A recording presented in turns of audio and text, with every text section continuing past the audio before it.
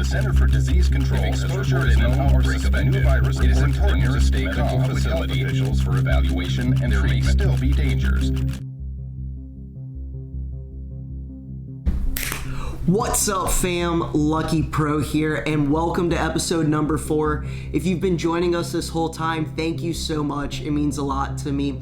And in this episode, I just want to bring you through the structure of it because it's a little bit different. You're going to get a conversation that Leah and I had first, and based off of some of the things that Leah and I have said in that conversation, it's going to be integrated into the second conversation, which is what Matt and I have. So, with that being said, I hope that y'all enjoyed this episode, and lights, camera, action. I love hugs, and the first time I heard about COVID, I was like, no, no more hugging people. And my family, those are people that I regularly hug and greet. I'm used to hug and kiss all my aunts, and what throws me off is when people have different standards. Like there's this one person who is like, okay, sure, fine, hug, and the other person's like, no, just like do that, and it makes it awkward somehow. Like, yeah, you wanna, it's everybody knows the pandemic is happening, but subconsciously I think it makes me judge in a way. It's like, oh, you're that person, oh, you're that person, and it's not really like bad or good person, or like, oh, you're careless or not. It's just that I'm putting you into different categories now because the way you greet me. That in that sense, I have viewed people differently because of, either the mask or the touch thingy. Yeah, because here it's like, depending on the group that you're with, it definitely depends on how people respond. And honestly, a lot of people just do what they want to do. They don't even take into account like, oh, this person probably isn't okay with you having your mask off, or this person is okay with it. It's very much I just kind of am gonna do what I want to do. And I agree with that place of, there's almost like this judgment and this like confining that happens when you come across someone that's like elbow or knuckle puncher. Actually, no, I don't really want to touch you. I'm going to keep my mask on when talking, even if outside and 6 feet away. You almost want to go into that place of like, oh, you're one of those. But then there's a check that happens within me, and I'm like, I could easily be right there. I don't know their history. They might have had someone in their family that is at risk, or someone that they know that maybe has unfortunately passed away because of this disease, or like there's so many things that are possibilities to have put them into that place. Mm-hmm. And personally, something else that I've had to learn this year is learning how to be quiet and just listen, hear where people are at, ask more questions, don't put in my 2 cents or my per se, but actually be able to connect where people are in a place where COVID-19 was really only an arching kind of concept to really getting down to, hey, what do you think about this? Hey, what do other people think about this? Are you willing to hear them out and try and understand where they're coming from? And I think that's been a big piece of personally things that have happened in me this past year. Mm-hmm. I think if I can add to that, the stripping thing or COVID-19, it forces people to think, because there's so much that comes out from meeting people. You see people, there's so much like judgment or assumptions that can be made. People who don't wear a mask, people who do wear a mask, and their intentions or the reason, like, and then you ask yourself, like, why do I wear a mask? Like, do I even know what I do? Like, do I do it so other people feel safe, or do I actually do it for safety reasons? And there's so much that actually influences that. And if you don't think, if you don't reflect about those things, you just feel butthurt all the time. or like offended, I mean. That's the normal word that people use. I speak English from time to time. It's so true. It's really like, what is your motive behind doing this and doing that? And is it a selfish reason? And that's why it makes sense that you say you learn to listen, because that's the best thing to do, like first. It's like, meet them where they are, and are you okay with not saying a word if that's what they need? Maybe they just need someone to listen to in that moment. Maybe they need to feel like, hey, someone's hearing me by them keeping their mask on. True love is sacrificial, and being willing to lay down my own wants, my own agendas, my own thoughts and convictions to hear people and where they are is only going to strengthen mine. In actuality, my brain, like you said earlier, is going to be moving and thinking based off of the things that are being inputted into it. And if I'm not willing to hear out other sides, other people, then I'm only going to potentially strengthen those things that I'm thinking, and those things that I'm thinking may actually be wrong. I felt like it also taught me like how to like see people in different lenses. So being able to see like with the whole racial injustices that happened over this past summer, which really helped me open my eyes to see more of the struggle, more of, you know, the oppression, the systematic things that are in the system and what oppresses them, and just really helped me see through their eyes like what's going on and how I can be a voice or how I can be an ally or support like to these causes.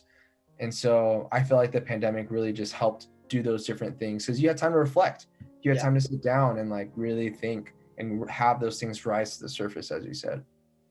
Yeah, I know personally, I learned a lot when just that all the social injustice stuff came about. One thing that I had to learn was how to just sit down, shut up, be quiet, and listen. And that was hard and very humbling. But I realized that I really didn't know a lot. And people are in different places and spaces. Learning how to meet them in that place, in that space, and really just loving on them how they needed to be loved. And if that's just listening, like that was one of it. I would say my parents did a really good job of teaching me how to see everyone as equal. Like the thing that I realized that I didn't have was the place of empathy, that meeting them where they are, not just seeing them as equal, but entering into that place with them. And so for you, you said that was kind of like a big thing of seeing people in different lenses. Was that something that you realized that you didn't really have beforehand? Yeah. I just feel like I had like awareness of a lot of social injustices that these different minority communities, people of color, have faced. I feel like I've had the privilege of learning that through my education in my social worker degree. But just like these lenses of really kind of just going deeper, really like magnifying more of these like systemic issues, and really just helping me see, like you said, like whether do I need to listen or whether do I need to speak up, and like seeing where is that appropriate and when is that appropriate. Yeah. And because there's times for it and there's times not for it. Right. And so I think that really just helped me reflect on when to do it. And so and really just empathize like deeper with these minority and people of colors. Like I'm a minority, I'm a person of color, you know, I'm Mexican and Spanish, and I haven't faced a lot of racism in my life, thankfully.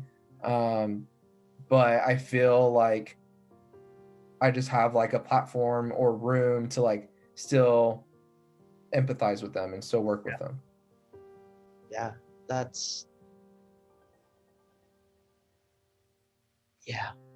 I don't even have words. It's such a big thing that I wish I would have learned earlier. Honestly, I mean, and it's hard because like two of my best friends, one of them's African American Black, one of them's Hispanic. And so I never realized it. And even in college, that's who I hung out with. Those are my two best friends. And they weren't in, oppression or different things that I could see. Right. And therefore it never really crossed my mind. But then when everything kind of kicked up, I was like talking to both of them and I was like, hey, how is it for you? I'm sorry, I've never asked you this question. Like I've never thought about it just because I do see y'all equal. And it was really eye-opening. Just little bitty things that I was like, that might be a little prejudice, or that I've never even would have thought about that. And so, yeah, it was super eye-opening for me. And I agree a lot with what you say, just that different lenses. And it's almost like a lens for each person that, what was the phrase that you used? Like when it's appropriate and not appropriate to listen or speak up. I really don't know until I can know them and see them for who they truly are. Right. And then it's in that place of, all right, whatever you need. Yeah. And so a lot of hard conversations. Yeah, I think it's really important. I feel like a lot what I've heard or just experienced with some of my like white friends, they have like a fear of like speaking.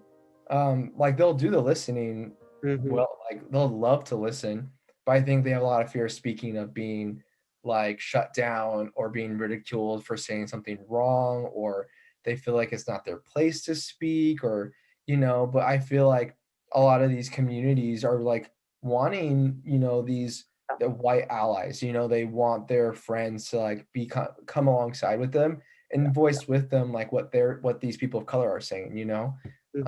And so I think there's room for them to speak, and there's room for them to like agree and say all these things. And I just feel like there's a lot of fear, and I hope that they would break down that fear and really just like people of color step alongside of them and just say, hey, it's okay like to speak, just like listen to what we're saying and then like go off of that, in a way, so. Yeah, no, that's a big piece of it. I mean, a lot of what we see is because there's been silence for so long. Right. I remember like one night what happened? Oh, it was when George Floyd died.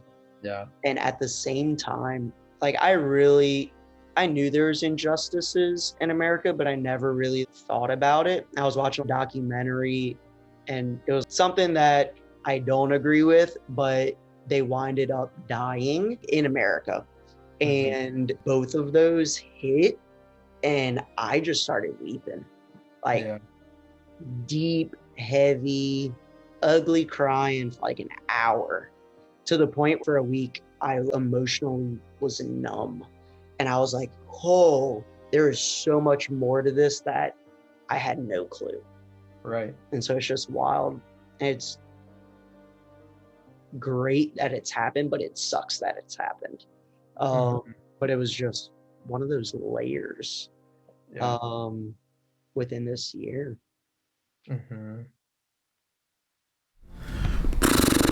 Well, that was not the lightest of episodes, but it was an episode that I felt like was very needed, and it needed to be its own separate thing because it was a lot of what happened in this past year.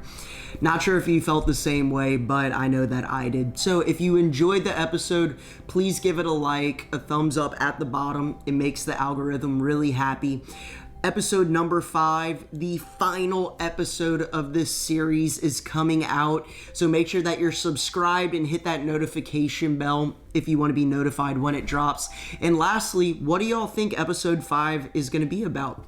Comment it below and let's have a conversation on it. And so I hope that y'all have a great rest of y'all's week, and I will catch y'all in the next one. Peace.